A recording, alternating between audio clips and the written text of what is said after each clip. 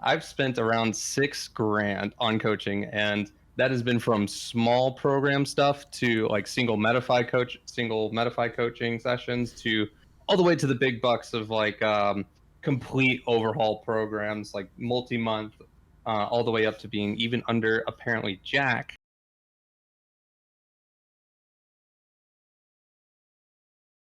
I'm MrBepic, and I'm joined today with Boydardi, who we met at the Boston Major, just happening to sit right next to each other. And he was Yep. telling me about his path through coaching in the Rocket League scene. So, Hmm.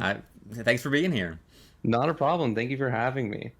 So, first thing I want to talk about is to give everyone a little bit of context and your personal Rocket League story. I want to know way back, when did you start Mhm. playing Rocket League? So just to give people a little bit of context of like the hook of like who is this guy? Why is he even actually like in this interview? I've spent around 6 grand on coaching, and that has been from small program stuff to like single Medify coaching sessions to all the way to the big bucks of like complete overhaul programs like multi-month, all the way up to being even under ApparentlyJack. Um, did that for a fun 6 months, but yeah, so gonna be covering kind of like all that, Yep. and that's kind of like everybody. For the people who don't know me, that's kind of why I want to talk about coaching, because I have spent so much time and money and effort trying to get good at Rocket League, and I think people should have the information that I have, because a lot of people don't need that huge multi-month committal thing. Like they might just be Mhm. hanging out with their friends and they want to learn how to flip reset. Like, just use a Medify single. It'll cost you like $30. It'll be much better than committing to some of the more crazy stuff we're going to be talking about. But um, to go back to your question, when did you start playing Rocket League? I joined up at the game. I got the game in 2016.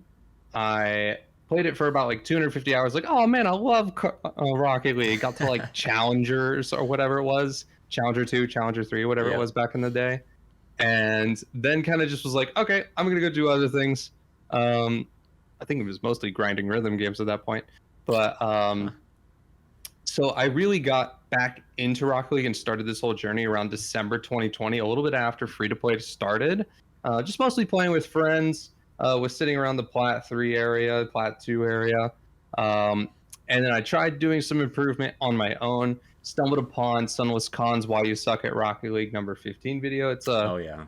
Yeah, that's a classic routine that you can go through, and it's a little. I wouldn't say it's outdated. It's definitely a good starting point, but I kind of fell into this position to like I wanted to get better. Like I wanted to see how far I can go, because I'm naturally competitive in a sense, Sure. um, playing all these like high skill cap games. But what really kind of set it off was that was the first spark of like, okay, I want to train, I want to improve. So you started that grind a little bit after you started taking it seriously again around the December 2020 mark. You started Mhm. deciding to get coaching around then. Yeah, it was mostly a few months. It was from like December to probably about June-ish. I was trying to Okay. do stuff on my own, and it wasn't really working out too well. I was trying all these different workshop maps, trying to like all these like playing games with friends, like just trying to do whatever I could to, just the natural Rocket League experience, not really putting too much time into free play Mm-hmm. or training packs. Um, but what really kind of like started that drive to really improve, because I just like sat down one day and I'm like, what if I just put my full effort into this? Like, Mm-hmm. what if I just wanted to where would I be 3 to 5 years from now if I actually just sat down and fucking grinded just a video game? Like, am I gonna get like what kind of connections could I get? What kind of like things could I do with it? What kind of experiences would I have? And that all kind of like really excited me to um, really challenge myself and try and hit some unrealistic expectations that I would think for myself. Because you don't just kind of stroll up into something like, yeah, I'm gonna be the top 1%. I'm gonna be the top Nope. 0.01%. I'm gonna be the guy. You don't really like that's a little bit crazy to kind of just jump in and be like, you know what, this random thing, this is it. We're going for this.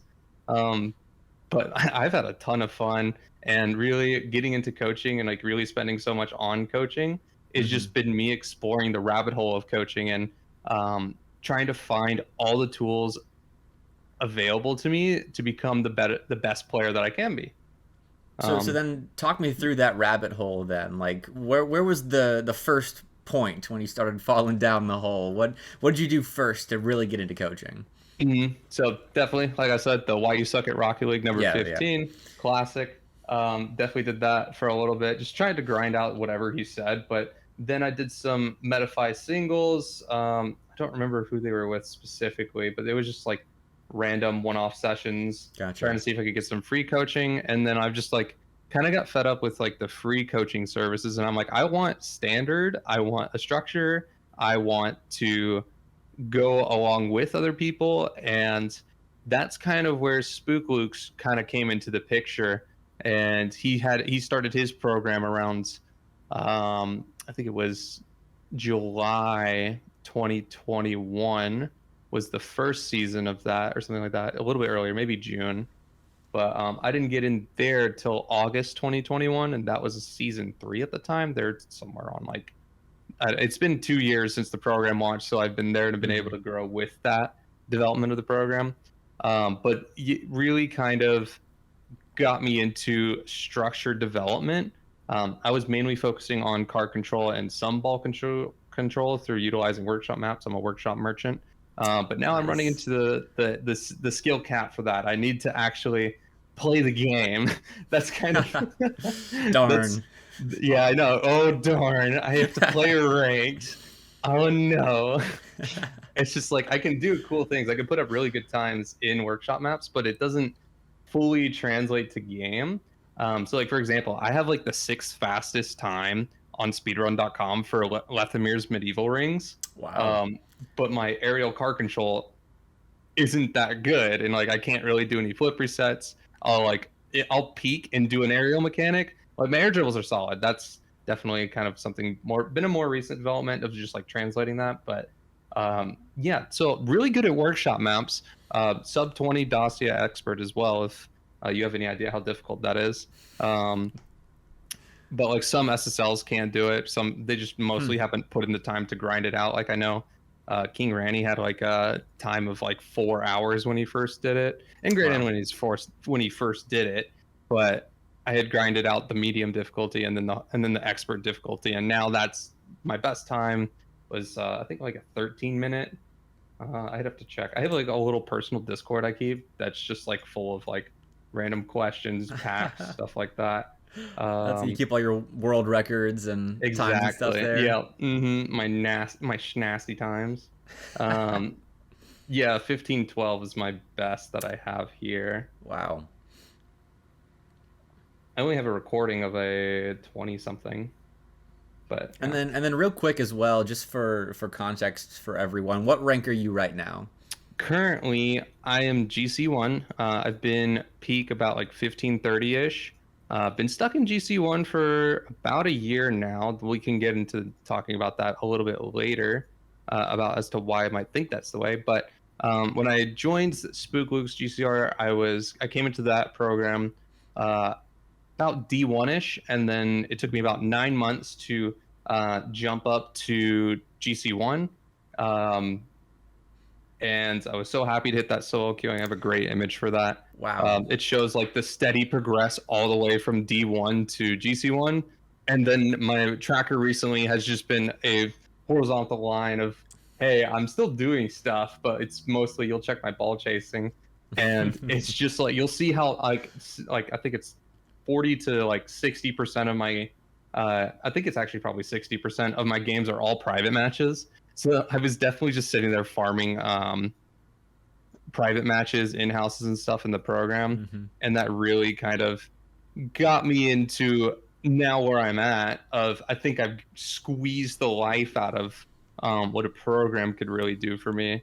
And now I have to go for like some custom type of stuff where it's been good so far. And I think a program could help me further depending on who it's with and what's going on with it, depending on the vision of the coach. But it is going to be a lot more of just like, All right, play the game Yep. and do the thing. Do the flipper set every time on his mom. Come on, do it every time. Don't miss it. So then that program, the SpookLuke's GCR, talk about what the program is. Like you said, you've been there since essentially the beginning, August of 2021. What was the program? And obviously, it was very effective for you going from Diamond now to Grand Champ. And I know it's a little bit controversial on social media. So to describe what that program looks like from your perspective as someone who has participated extensively in it. So, around let me clarify. In the 6 weeks, I went from D1 to like about like C2 ish. That's about I think it's like a 300 MMR jump. It's from like 920 ish to around 1110 ish, somewhere around there. But I want to clarify that means that I'm an outlier in terms of the GCR, because a lot of people didn't get their MMR, same amount of MMR gain. And there was actually kind of like a what was it? An MMR guarantee that's like, oh, if you don't hit your 300 MMR, you can re-enroll for any future season or anything like that. And surprise, surprise, most people didn't hit it, because like, how is a GC2 supposed to gain 300 MMR? You're not going to go from 1650 to 1900. Like, that's just not going to happen in 6 weeks. You'd have to be doing some mental hours. Like, you would be putting 200 past 2 and grinding essentially from like no max to all max. Like, it'd have to be insane. But for lower ranked players, like, typically this is targeted as the Grand Champ roadmap. That's what its former title was. There was actually a development literally like 2 days ago, as of like we're talking to this, that Luke is stepping down as a coach from the program, and then he's also said his coaching team is starting a new quote unquote company. It's essentially a rebrand from Luke, and now it's the GC Bootcamp is the new term.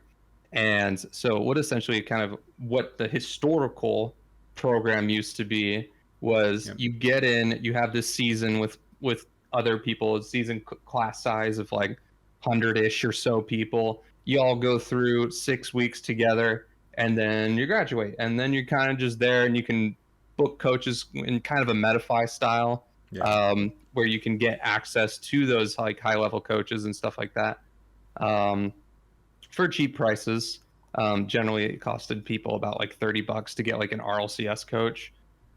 So it depends on what, like, generally you can also find that on Medify. Sometimes you can get like that level of coach for like $60. So there was a benefit to just being in and like having like, oh, I went through this coach knows me, and I can book into him if I need to, for relatively low cost after the fact. But that's like how it was historically. Now they've kind of swapped into this new system, where it's 6 weeks. They actually just announced another huge list of changes that also just went live like yesterday. They've doubled the length of the program. It's no longer 6 weeks, it's 12 weeks, and it's private one-on-one coaching through a system. So you'll go through and have structure and like performance evaluations. You'll have like homework to do and all this other stuff, in addition to having access to all the different players and benefits of being in what is essentially kind of a fraternity for Rocket League. And I just want to elaborate a little bit on like that part, because like that is where most of the value is. Like you'll get better at Rocket League just being exposed to that kind of environment. But what'll keep you around and what'll keep you invested is the community. And the community is definitely really, really interesting and the most valuable part of the GCR. Specifically speaking, like the cost of entry, like it's around like $1,400 like if you're just coming in raw and you could just drop the cash, I think it is. They might update that price, but I don't think they're updating that price actually. I haven't heard anything about that, but essentially, yeah, that's a lot to drop. But once you're in, you're in. And the way I think about it is like, hey, I've been so engaged and so evolved. Like literally, I am the number one person in the Discord as far as like text messages. I'm like, I think I haven't been able to check it in a while, but I literally had like 2 or 3K messages on the second highest person. Wow. It was like a difference of like 7,000 versus like 4,000. Like I am in there every day, engaged with people. Because I was like, well, if I want to get good, I have to be active and be involved. And this is a way that I'm showing that engagement is just being there and being around, helping people, being in voice channels. Because I saw that there, and that's why I was an outlier compared to mostly everybody in my season and future seasons, in which got me eventually staff. I'm no longer with them as staff. I've been gone from them for a couple months now.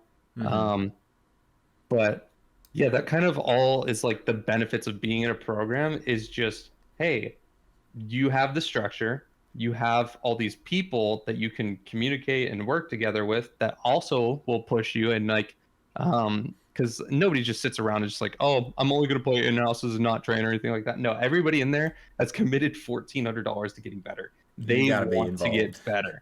You are engaged. And it's surprising because when I was staff, there was so many people who would just come in, not say anything, and do their 6 weeks and then check out. They'd have like 5 messages in the server.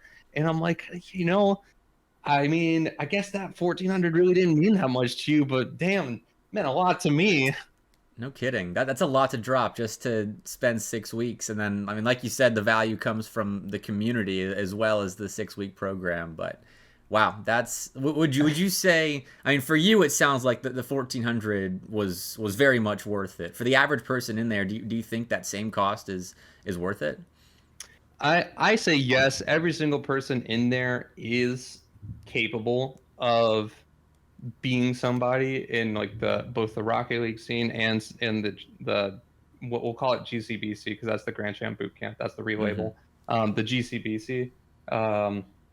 And it is worth it. I like the amount of connections to people that I've met up in LAN, and like it's not just anybody that has $1,400 to spend at the Rocket League. Yep. You have programmers, you have military people, you have doctors, business owners. Like it's not just like the average person. So I would say if you're capable and comfortable to be able to spend that kind of cash, you're already kind of enough of a person that like if you want to be somebody in here, like you can.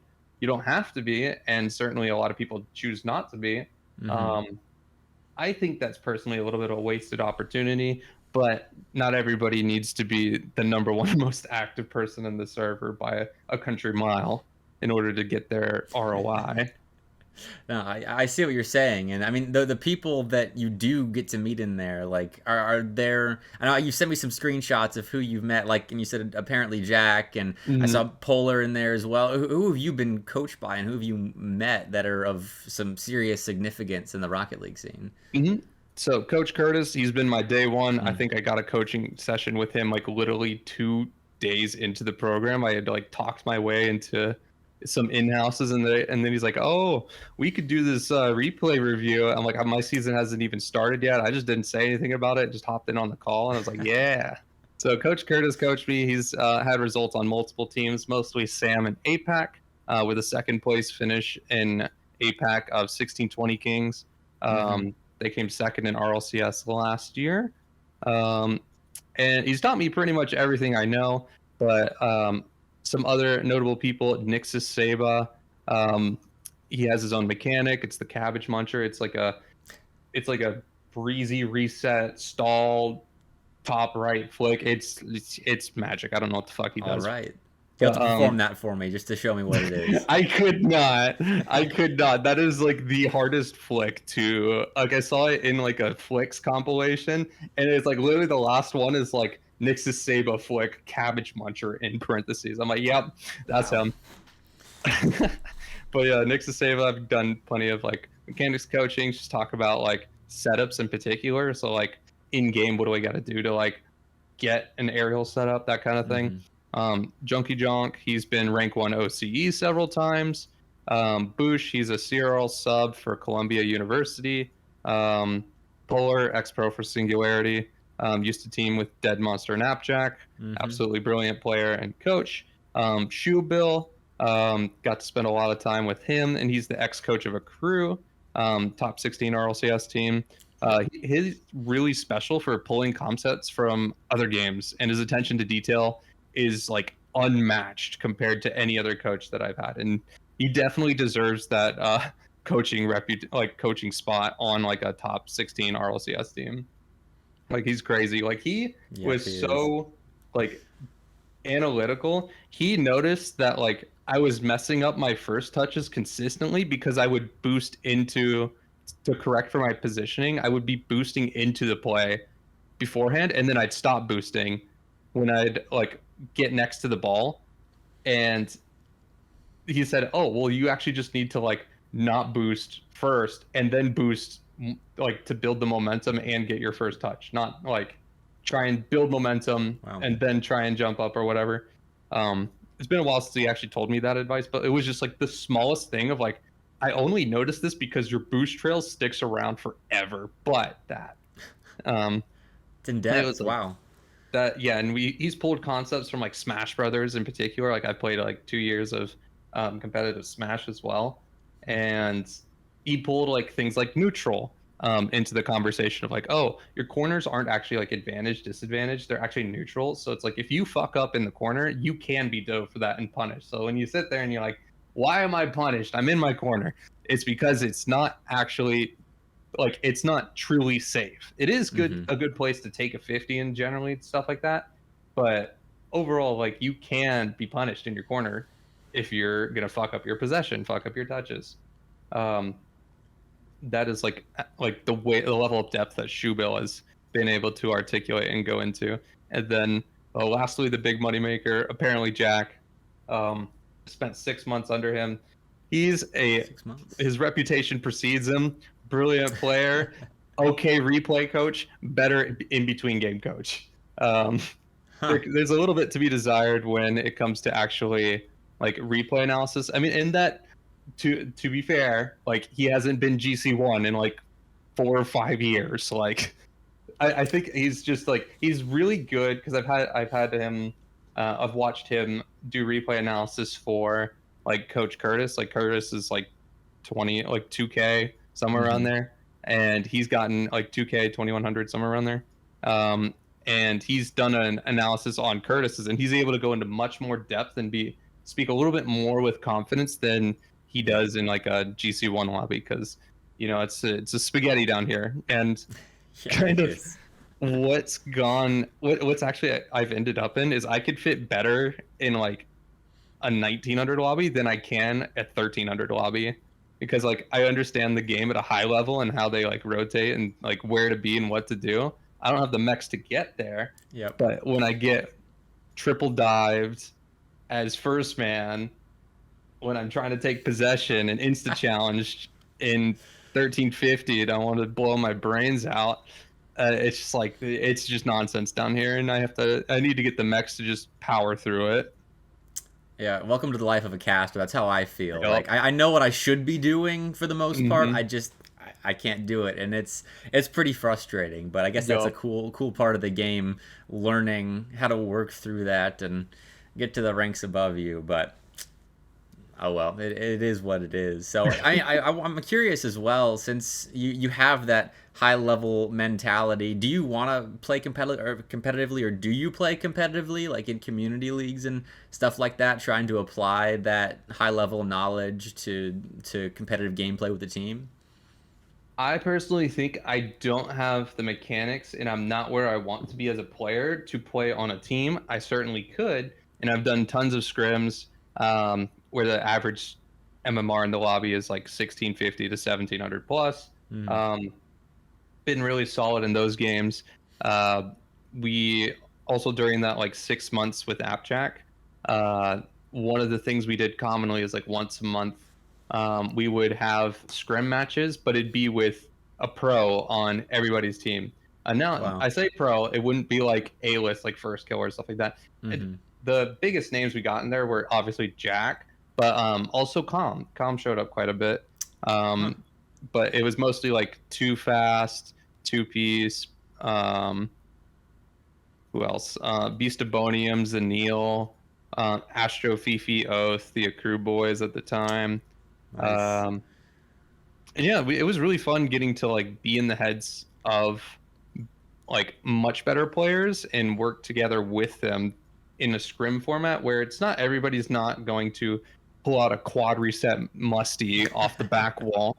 But it's like interesting to play in that kind of team, and I could see that like I could scrim and partake in that kind of tournament environment if I wanted to, but I don't have the opportunity to carry those games because I don't have the mechanics for it. Yeah, I'd be really good defensively, and that's definitely my strong point in Rocket League is my defensive ability. When I actually like in a defense, I'm way more likely to make a save than I am to make a shot. So makes sense. You can kind of see how I've developed this kind of problem of like, okay, well, actually, no, I have to go out and learn how to win the game. I know how to not lose. I need to go and learn how to win. That's the tricky part, isn't it? Yeah. So another thing I'm curious about, you showed me a picture of your setup when we were sitting in Boston together. I want you to go through that. I mean, you can see the whiteboard right behind you on your cam. How does your setup impact how you play, and then just that analytical side of Rocket League that you seem to enjoy so much? So I'm just going to go through kind of like the general like PC specs, desk monitors, mouse, keyboard, all that fun stuff, and controller. Because I know there's a lot of people who want to hear about that kind of thing. Like, what am I doing? What are my specs to be like? What should they be looking for? Because more information is better. But PC specs, 3070, i5 12600K, 16 gigabytes of DDR4 RAM, 1 terabyte M2, 800 watt gold power supply. That's basically going to cover pretty much everything you need. Now, important like debate that I'm kind of have internally is with my monitors. I usually run on like some LG 1440p by 144 hertz main monitor with a 1440 Asus secondary monitor that I keep vertical. But I do actually want to upgrade to 360 hertz. So I think if like you want to get into Rocket League, like going into like 144 hertz is definitely like a minimum. I would suggest, but then the next jump, you could either go to 240 or 360 hertz. And I think the marginal gains from 144 don't really justify a 240 hertz, but they do justify a 360 hertz. Because I got to play on LAN at like some random like anime convention I was going to. They just randomly had a Rocket League tournament. I'm like, fuck yeah, I'm signing up for this shit. Nice. And we got to play on 360 hertz Alienware monitors and did LAN 1v1s, and just like the amount of information that was there to like perceive, it made me felt like I was plat again. I was like, wait, it's not doing the thing. Like I should have like, where's my latency?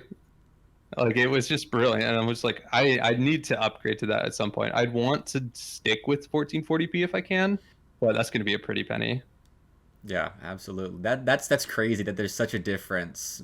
I mean, obviously it sounds like a big difference jumping 200 hertz thereabouts, but I know even because I play on 70 hertz my monitor because I'm not a competitive player. I know, but I've played at LAN centers on 144, and I'm like, man, if I actually took Rocket League seriously, I would have to switch immediately because it's beautiful, just the jump. So I can imagine how big a difference it is from 144 to 360, which is crazy. Yeah, I think like the pixel response time at 144 hertz is around 8.2 milliseconds or something like that, and then at 360 hertz it's like 2.7 milliseconds. Wow. So it's like you get like you have it every time you jump up, so it's like you go from 8.2 to around like 4.1 or something like that. There's some Linus Tech Tip video on it that like they covered all this.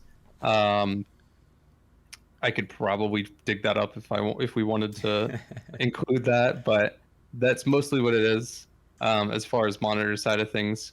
But just while I'm talking about tech stuff, just a mouse generally, just a Logitech G305. If you don't have a wireless mouse in 2023, you better be a specialist and know what you're doing, because like there's no point not to have a wireless mouse anymore.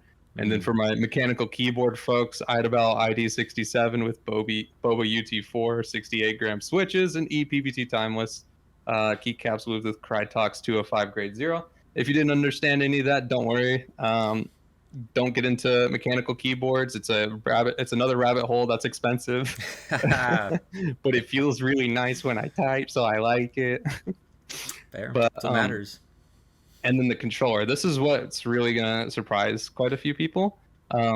As far as goes, I have a DualShock 5 custom shell with made it look like the PS1 controller. Left stick actually has notches in it in the ring for easier speed flips, stalls, and other cancels. And that's made by Shoot Mods. You can get them for PS5 and Xbox Elite controllers, I believe. It's like a plastic little ring that'll sit like it's a plastic little ring that'll sit like right here in your left stick, and that will just like make it so that like, oh, I press it forward, it's going straight forward. Oh, I press it at like the speed flip angle, it's at like 31 degrees or something like that. It just makes it easier to hit that. So that's like a common thing in actually like fighting games. And this is taking a page out of fighting games. Like I know for Melee, they had like wave dash angles on like backwards diagonals or something like that. So you could do those easier. And it's just taking that and like making it applicable to Rocket League. And I think that it actually does kind of help you out quite a bit, and really makes things easier for learning and makes you more consistent. So I personally, I've used both his like 4-notch and 6-notch, the difference being the speed flip angles. And I like the 6-notch angle the best. And then my face buttons have been replaced with mechanical switches. So they're clicky buttons. They feel really nice. They're not like mushy or anything like that. But what's going to catch people off guard is that my triggers are also mechanical switches. So they have binary input. So you know how the Zen air roll, that's not possible on this controller, because it's just on and off because it's a mechanical switch. And that goes for my drive and reverse. It's now only go and no go. And I think that's actually had a good impact on my defense, because I don't, and like positioning, because I don't drift into positions, because I have so much of like go or not go. It's like I'm down to play positions a little bit more, and it kind of like makes my defense a little bit better and makes me able to hang in those higher level lobbies, because I'm not rushing and overcommitting most of the time. Then we get into some of like the high level stuff, and like it depends on what a player can do, as if I'm gonna overcommit or not. If I know someone can quad reset Musty off the back wall, I'm not gonna challenge them. I'm gonna wait until they use all their boost and come all the way across the field to jump. But when I'm in these like C3 lobbies or GC1 lobbies, it's just like, I don't know what the fuck people can do. Can I dive them? Probably, maybe. Nope, I'm punished. Never mind. Teammates got this? No, he doesn't. All right, well, GG's. Go next. That's the beauty of our rank right there. Yeah, I'm C3, and it's same thing. So unpredictable. I hate it. I know that the next step is just get mechy. Like, be able to brute force your way through a game. But yeah, that's pretty much my PC and peripherals. And then obviously we got the whiteboard. Let's go Pharaoh, my king.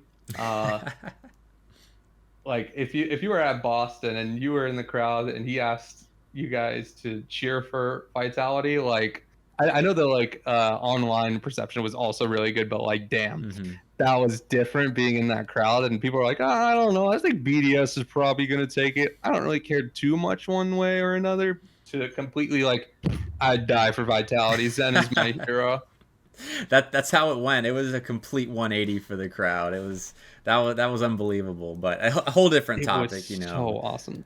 But I actually got the whiteboard before that. I got it after they won the first regional. I was like, he's got whiteboard strats?